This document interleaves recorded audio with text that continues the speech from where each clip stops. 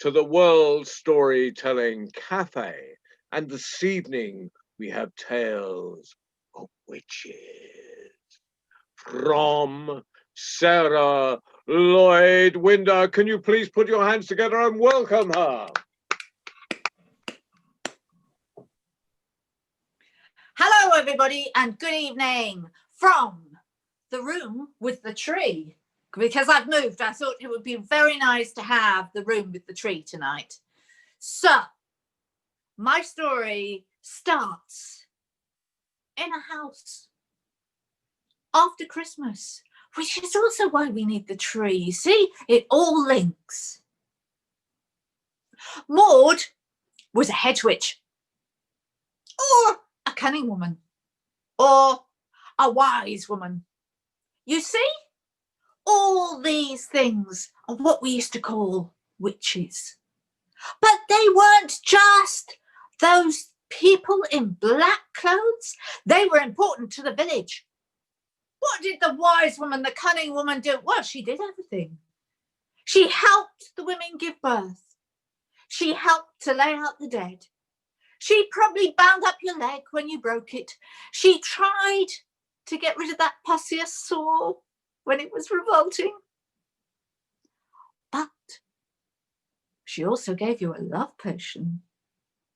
She also cursed the cows of your neighbours if you paid her enough. And she also had to look after the cows when they were a bit, and the chickens became egg-bound. All those things. It was such a wide and big encompassing of medicine and magic. So, Maud had never intended to become a wise woman, a cunning woman, a witch. She had been married, 2 children, and then her husband died. And what was she going to do? She was dependent on him for everything. Money, life, house. And she looked around and thought, don't want to marry again. Don't like anybody. And it's very risky having children. She was sensible. So she looked around for something else, and she didn't want to be a servant either. Now, the local wise woman was also looking for help. And Maud thought, that's it. I will train. The wise woman is getting too old to do lots of the stuff. I will train to be a wise woman. And it worked out so well. She was really good at doing all those things. She was a good mixture of chat, care and compassion, and a little bit of secret magic all waved in. Now, as a wise woman at that time, there was one special time of the year, Epiphany, the 12th day of Christmas. And on that day, it was traditional for wise women to lay a feast in case the lady came. You don't know the lady? The lady, the goddess, the one, well, she could be called Diana or Perta or Horta in different places. But she was the leader of a magical, amazing band of women who travelled across the skies and just might pop in to your house if you're a wise woman to feast with you, to bring abundance to you and your table. Well, who wouldn't want that? I know it's a tradition, but we always hope, don't we? And Maud, she had always hoped. Every year, she had laid that table full and heaving.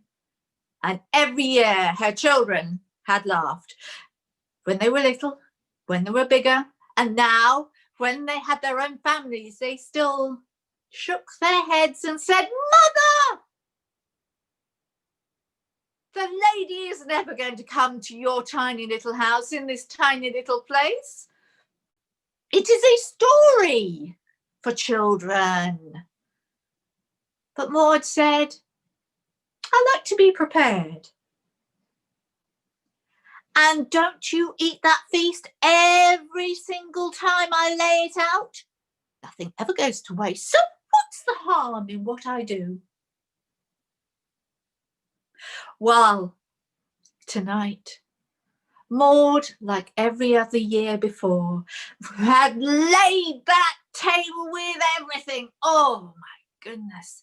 She had soup cooking. She had all the beautiful breads laid out. She had stew for the next course, the meat, the vegetables, and then the puddings. Wow. And a little bit of cake for the end. It was a feast fit for a king or the lady. And she just checked everything was there. And she was about to sit down and have a cuddle with the cat when there was a knock at the door. I'm not expecting anybody. I don't think anybody's expecting either, so it can't be a baby. Don't think anybody's that ill. Not expecting a death, no. And she pondered a bit, and then she had to throw the cat off her knees and go to the door. And she opened the door, and there was somebody really tall, cloaked in a very rich cloth. And Maud was so surprised, she just stood there and looked at her, didn't say anything. Until the poor woman had to say, Maud, I've come for the feast. And Maud was so shocked and taken aback, she didn't know what to say. And she started blabbering like you do. Oh my goodness, what's my But the lady was just lovely. Shall I come in then, she said, and can I bring the ladies? And in she came into Maud's tiny little house. And Maud suddenly felt like it was a tiny little shabby house, really, with the lady dressed so richly and all these women. But then she looked at the women who were coming in. There were tall women and short women and wide women and narrow women and women of different sorts from different places. And some were very rich and some didn't look rich at all. But they all shared some sort of glow, and they all seemed to chat and be happy and be glad to be there. So Maud invited them all in, come in, fill the space. But they seemed to be organised, and suddenly there were chairs for everybody. And then there was a lady who'd thrown back her cloak, and she was so richly dressed and tall and elegant and beautiful. And she swept her hand round the assembled crowd and said, we are so lucky to have been invited to Maud's house this evening. I am sure she would like to invite you to eat. Of course, Maud did, but she never ever had to make a speech before, and she stood there thinking, does she expect me to say something? And she just said, thank you, please eat. And they didn't need encouragement. They all seemed to be really hungry, and the food disappeared from the soup and the starters to the main course and the puddings. Oh, the puddings. Oh, they were lovely. And before you knew it, everybody seemed to be sitting there with full stomachs and smiling faces. And the lady asked for the wine, please. And one of her ladies came with a tall glass bottle decorated with leaves and flowers around it. And it was on a tray covered in tiny little glasses. And the wine was poured out. And each lady was given a glass. And the lady toasted Maud. They toasted wise women, cunning women, and those who work for others. They toasted the company. They toasted the day. They seem to toast a lot of things. And then just as quickly, the bottle was gathered up with glasses. And then the lady said, "Now we have eaten and we have thanked our hostess. Shall we have the next part of the evening, which is the stories that celebrate us all?" Maud wondered if she had to make up a story there and then. But no, she didn't know the rituals, and a lady came forward immediately. "I will tell a story." And the lady was very tall who came to tell the story. Tall and thin, with long blonde hair. "This," she said, "is a story from Iceland, brought to you tonight.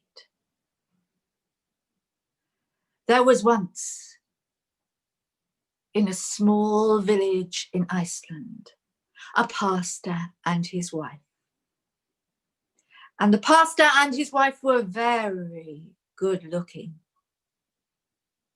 And the wife seemed to take all the organisation and deal with everything for her pastor husband. For he was a pastor for 3 days of the week, and then he was a farmer, and she was the pastor's wife for 7 days of the week. And she did all those things that a pastor's wife was expected to do.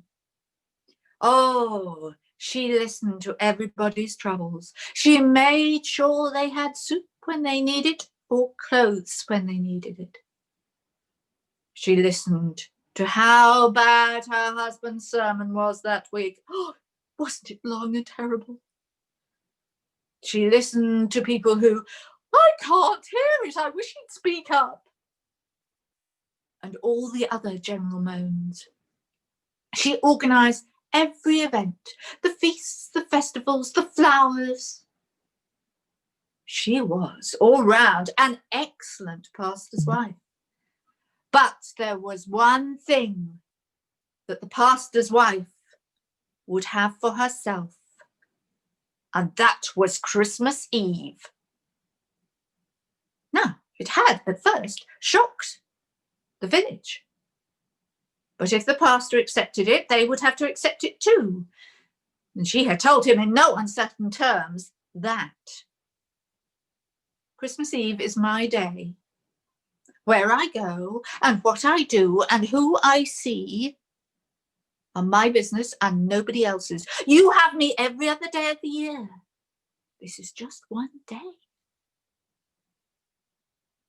Now that year, the pastor had introduced a young man to their household. Oh, he was one of those young men who nobody quite knew what to do with.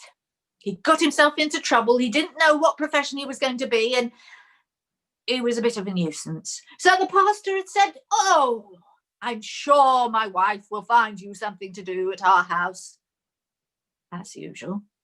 And she had made him the stable boy. And somehow it fitted him, and he'd coped with the horses and coped with the possibility that he wouldn't have to deal with horses forever. It was just a short-term thing. Now that Christmas Eve, the pastor's wife was preparing to leave. She had her coat on, she had her gloves, she had her bag. She had said goodbye to everybody in the house, and she went outside to say goodbye to the stable boy. And she chatted amiably. And then suddenly, everything changed. From behind her back, she brought out a leather bridle, and she threw it over the boy's head and pulled it tight.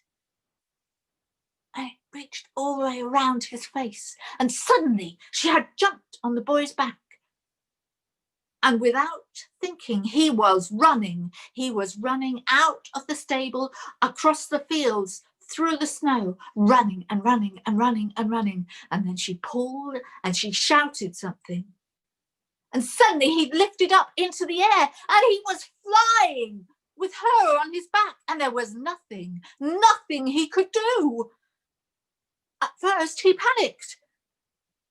Then he realized it made no difference, so he calmed down. And he found he was flying gently through the air, away from anywhere with lights. They were going north, into the darkness, into the cold and the snow. Suddenly they saw a tiny light, and then it grew bigger and bigger, and it was a house on its own, surrounded by snow. And he realized they were heading directly for it. They landed nearby. Well, he landed. He had to put his feet down and run again. And suddenly he was being tied up around the house on the side. And suddenly she was gone.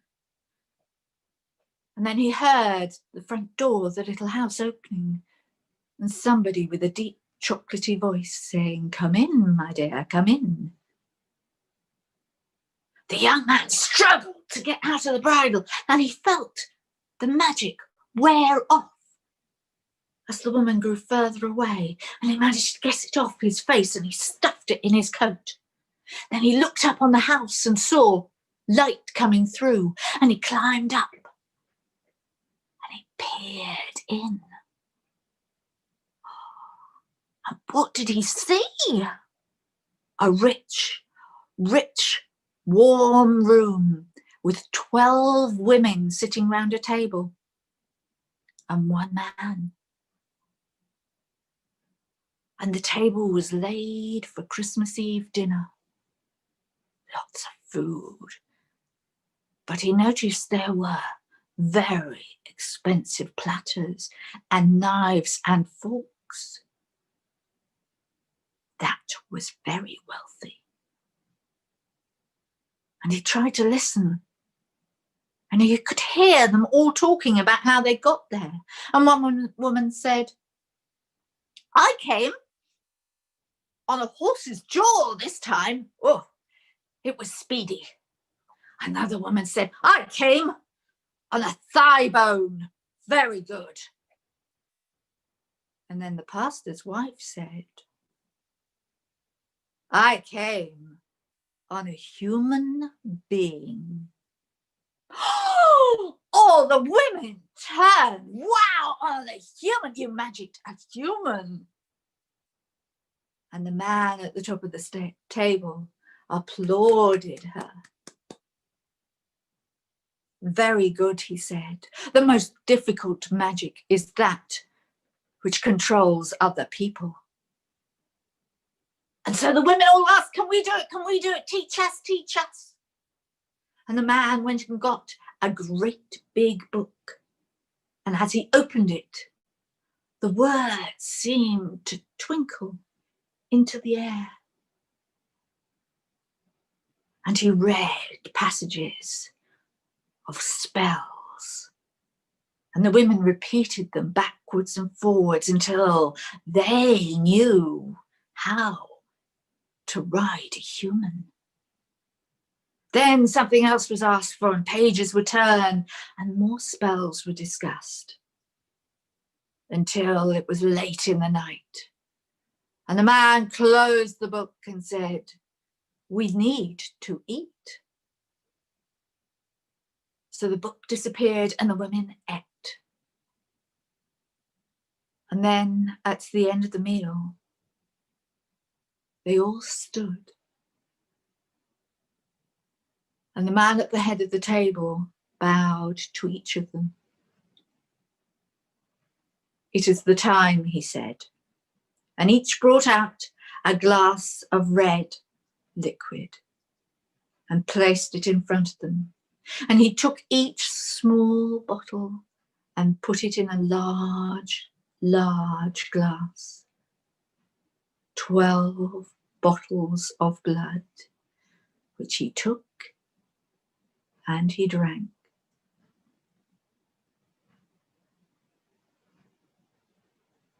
And then, as if the ritual was over, the light suddenly changed. Dawn was coming. And each one suddenly realised that they had a world outside that they had to get back to. And there was fuss and bother and movement and things. And suddenly they were rushing round and picking things up and rushing out the door. And all of a sudden, the pastor's wife was looking round on her own. She'd gone out the door and there was no boy tied up. What was she going to do? And she went round the house twice. And in that time, the boy readied himself. On the roof, he got the bridle in his hands and he jumped, pushing it down over her. And this time he pulled and muttered the spell. And she was caught. And suddenly they were running and running and running and running over the snow and the ice. And then he shouted again. And they jumped into the air. And they were flying across the snow and ice. And it was a bit bumpy because he'd never flown before. And things seemed very near and then very far. But he was doing it. And they flew back. And like all journeys, it seems to take twice as long to get there as to go home. And suddenly he was back at the parsonage. And this time he made sure he really tied up the pastor's wife before he went inside and told his tale. And then the pastor came out and there were big shouted discussions. But that pastor's wife wasn't just going to say sorry, although she did. She did have her say and said, "You expected me to organise everything and you never, ever said how well I'd done. And then when somebody came and saw what I'd done and said I was very good, I was taken in. My head was turned. And when he asked for a little bit of support and said he would teach me how to do things much quicker, I said yes." Well, there were discussions long into the night, and eventually she said her big sorries, and her husband accepted it. But do you know, of the boy, they never talked about the fact that he had learned the dark magic. But then you see, that is Iceland. And the dark magic seems to be in many places there. Well, when the lady from Iceland had finished her story, the lady applauded, and the other women applauded. "That was a good story," said the lady. "We, as cunning women, wise women, witches, we do not do black magic, but it is good to know about the magic that is dark." Another story, she said, and looked around the room at the other women. A woman came forward. "I have a story about a goddess. Will that do?" "Oh, yes, a story about a goddess will do." "Well," said this woman, "my story is about a goddess from Scotland, a goddess of winter." "Oh, yes," they all said, "a goddess of winter," as they were sat there in the cold of Epiphany. "Well," said the woman, "on Epiphany, the goddess of winter is very old. And when our story starts, she is so old, she is dying." "Okay. The goddess of winter is tall, and her skin is all blue, and her hair is all grey, and her teeth are so rotten they look like a rusty crack across her face. And as the winter goes on further and further, the goddess of the winter gets more tired and more tired, until at the very end of winter, – it's like she is going to die. And she has to get to an island off the coast of Scotland, an island that floats up and down. So it's very difficult to find an island where there is a spring, a fountain of youth, a spring of springness.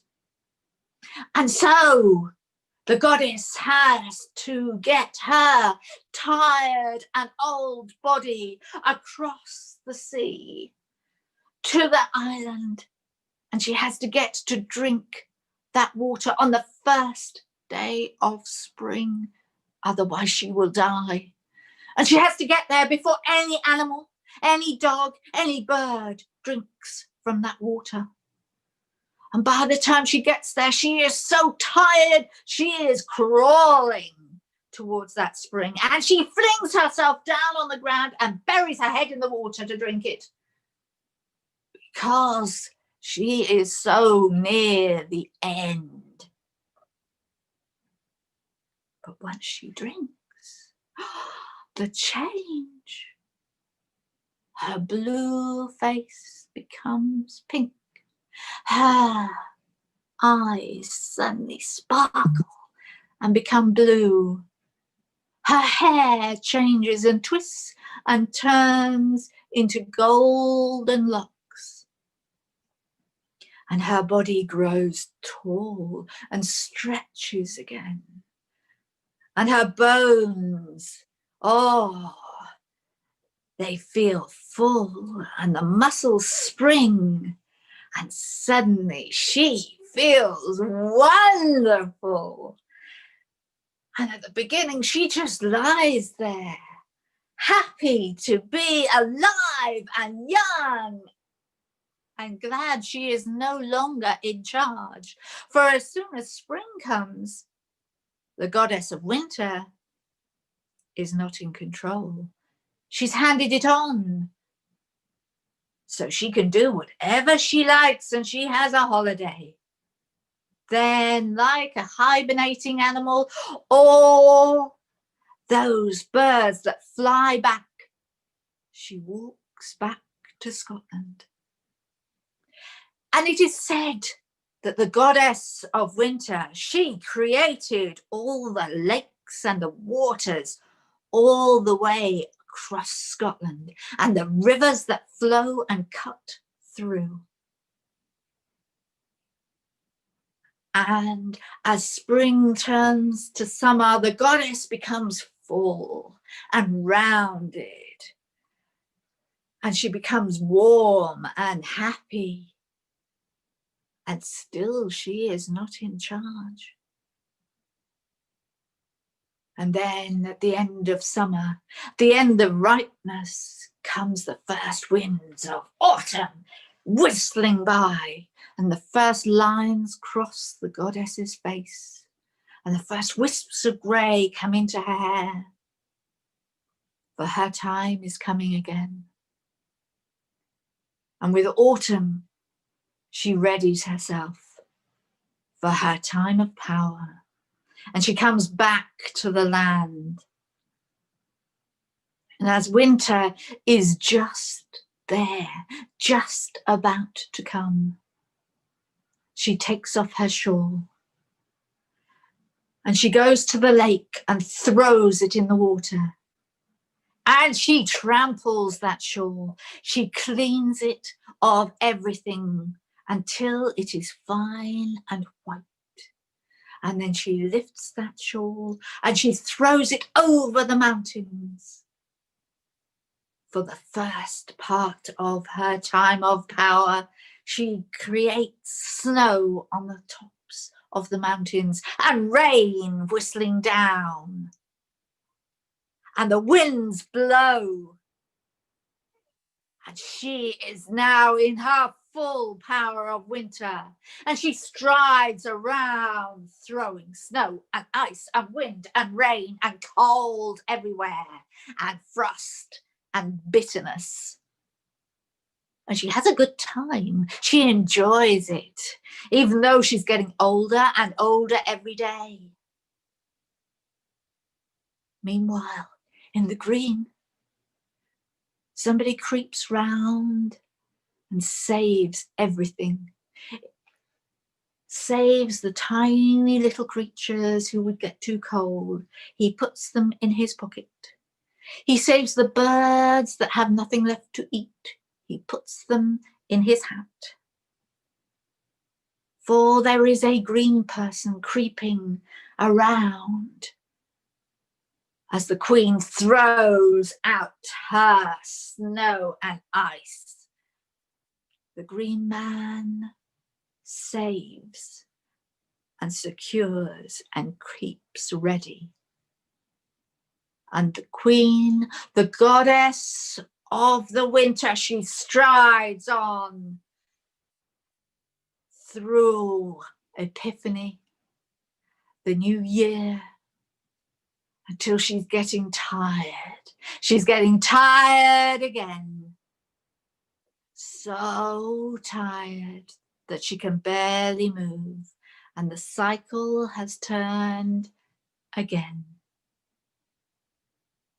And that is the story of the winter goddess of Scotland.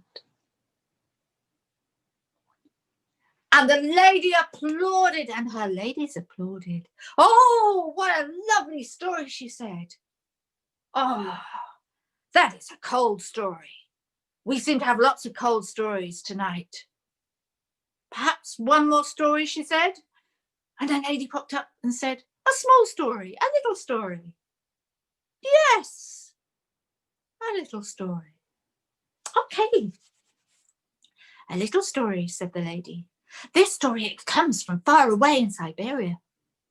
Another cold place, but then it is winter. And we have to think about the winter.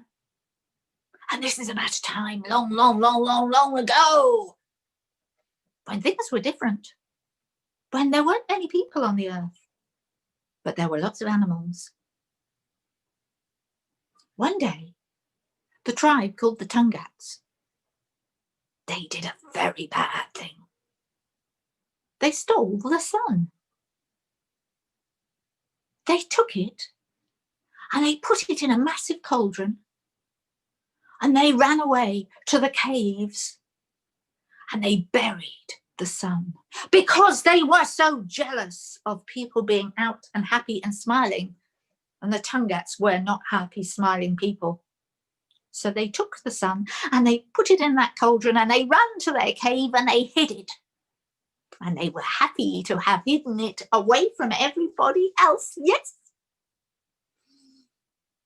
But what happens when you take the sun? It goes dark. And soon the darkness got depressing. And the darkness carried on for days and days and weeks and weeks and months and months. And although in some places they do have darkness in the winter, this seemed to go on so long that they didn't know what to do. And eventually it was the animals that got together.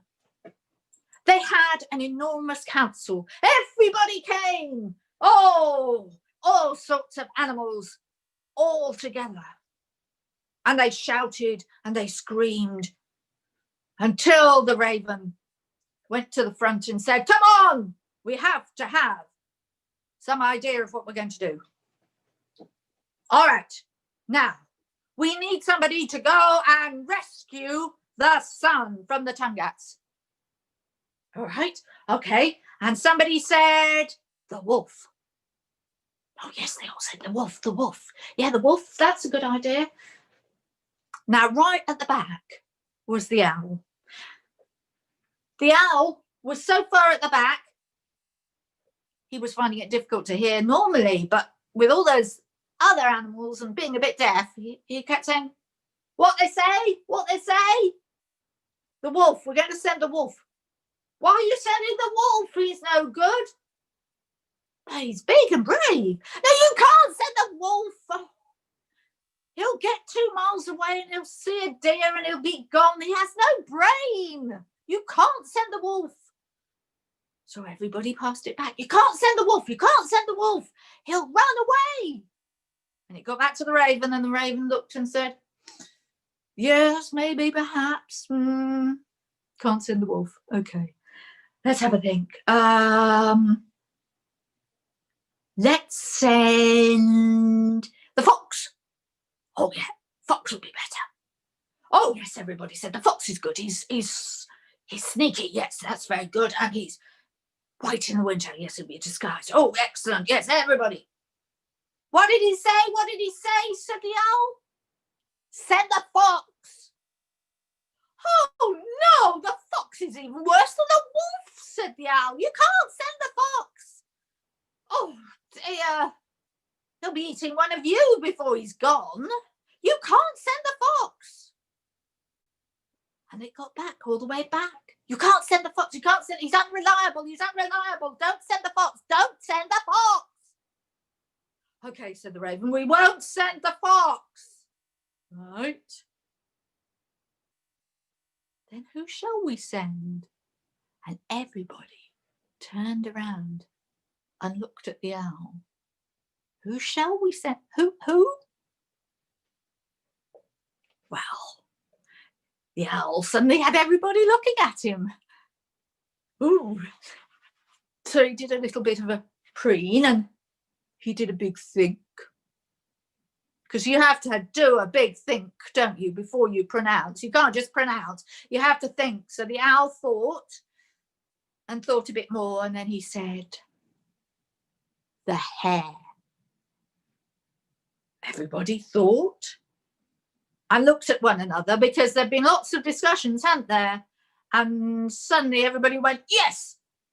And then there was a cheer. Yes, the hare will do it. He is sneaky but quick. And at this time of year, he has his white coat on. Very good for disguise. So without more ado, everybody went outside and they waved off the hare. And off went the hare straight across the plain to the mountains where the Tungats had their caves. And he came to the caves and he peered inside and he could see the sun bursting out of the cauldron. And he climbed up and he realised there was a sneaky way in.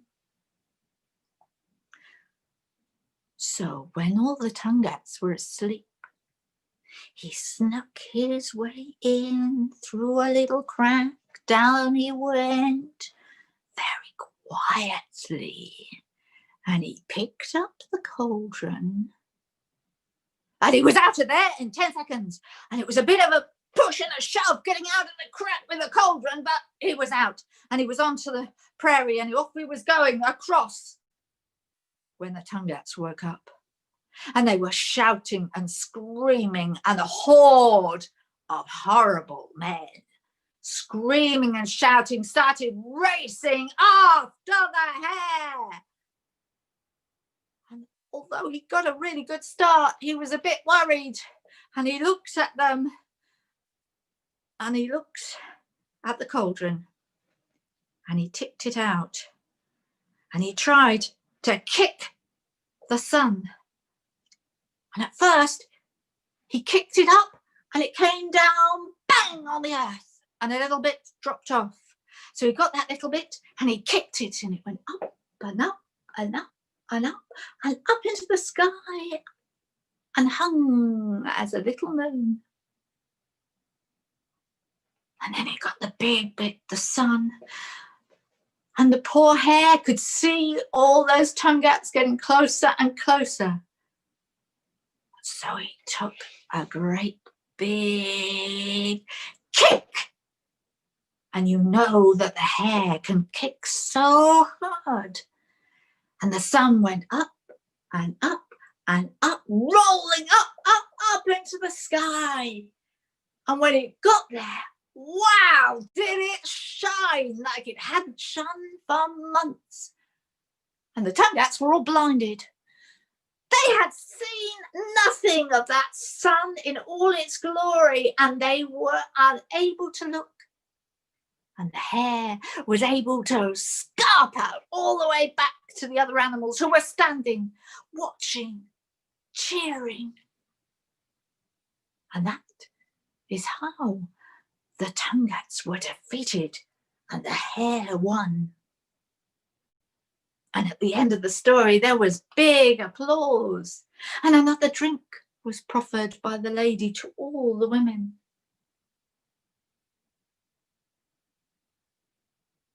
Suddenly, Maud woke up.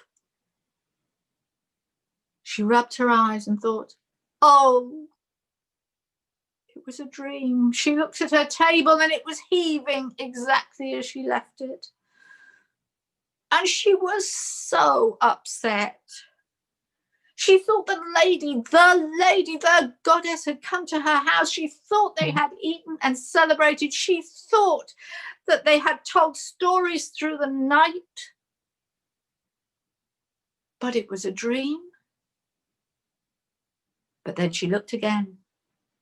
And there on the end of the table were a line of coins. Not one, not three, not 5, but 10 gold coins piled one on top of the other. More money than Maud would ever have seen in her life. And next to it was one of those tiny glasses that they had drunk each toast out of. And she smiled and she hugged herself so tight. And she took the money and she hid it. For she was a witch, a wise woman, a cunning woman. And she wasn't going to rush out and say, look what I've done, I've just won.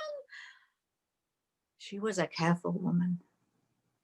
And she took that glass and she put it above the fire where she could see it and know that once she was a chosen woman and that would last forever. And that is my story of the wild hunt and the witches and the women who came to visit and told stories. And I hope you enjoyed my wild, cold stories. Thank you very much. That was wonderful, Sarah. Thank you. Thank you. We've had it's been so good lately. We had Amanpreet's children on, daughters last night on the Young Tellers, and they were fantastic. I saw one of the young people last night. Yeah, well, if you saw the first one, that was Amanpreet's daughter. Oh, wow. Yeah. Was, but that was fantastic, and you know, a marathon telling. We got some good stuff coming up. If I don't tell people about Sunday, the 13th, David's going to tell me off. So I'm going to do that right now. There's our worldwide story round. Everyone is welcome to come and tell stories on that, sing a song or tell a poem. And that's on, and that will be emceed by Mike Rust. And we look forward to seeing you there.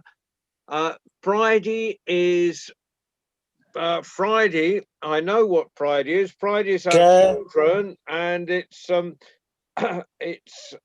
Claire Bevan this Friday doing her Christmas special, and so it goes on, and of course every Tuesday is our young people. So, but wherever. But right now, we need to remind people. Can you take off your hat, Sarah? Can you hold it out? Now what you need to do is, you'll see a hat below Sarah's name. You need to drop a coin or something in it, or a note or something. If you just press on that hat, that will take you to PayPal, and it will take you to Sarah's PayPal, and you can make a contribution direct to Sarah, because she hasn't got out to do live storytelling for so long, and she had to go out and, you know, she couldn't even buy the greenery. She had to steal it from her neighbour's gardens because she didn't have any money. So we need to sorry, sir. But that's wow. That's a very fine hat, David. Excellent. And thank you, Ali. And Peter joining us down there, we can't see. And wherever you are listening and however you, I hope you've enjoyed Sarah, because I certainly did. Thank you very much. Thank you. Welcome. It was too good, really. I enjoyed a lot. I was in the scene. I was imagining each and every moment what you said. It was too good. You were Hats obviously off. one of my wise women. Yes, each and every. You're welcome, my friend. Thank you, Ali. Thank you, John. Thank you, my friends. I enjoyed a lot. I was in the Yeah, and that's yeah. Yesterday, Ali was out in the street and he was showing us all the new storytelling cafe and things. Oh wow! Great. Oh.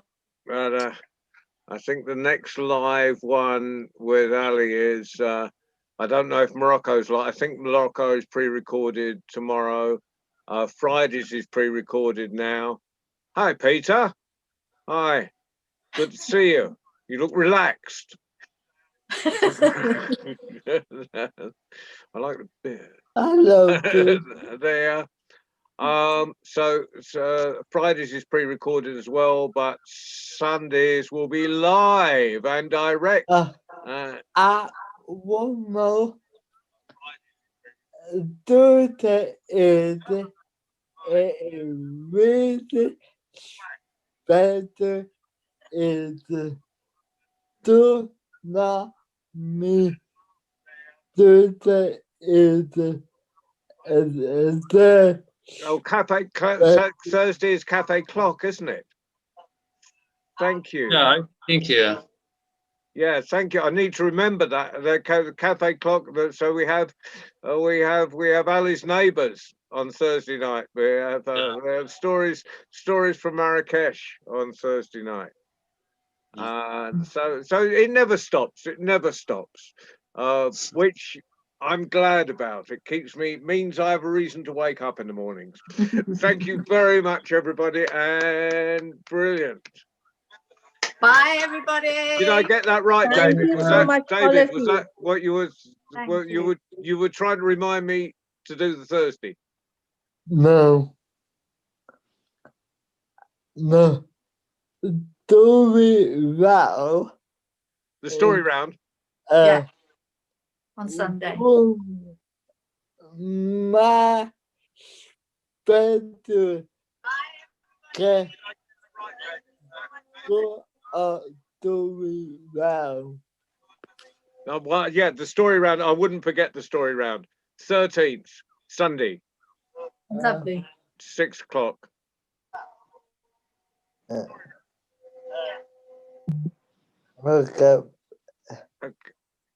I got made it for the door. Thank you.